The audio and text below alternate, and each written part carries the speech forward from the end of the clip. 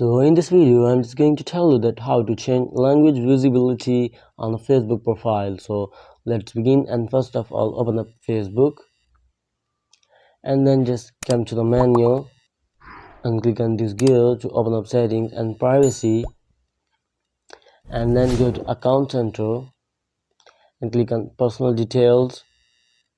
After that just go to birthday section, and here just you can see who can see your birthday on Facebook. Just click on it and click on change visibility on Facebook, and then here you'll get the option of edit profile.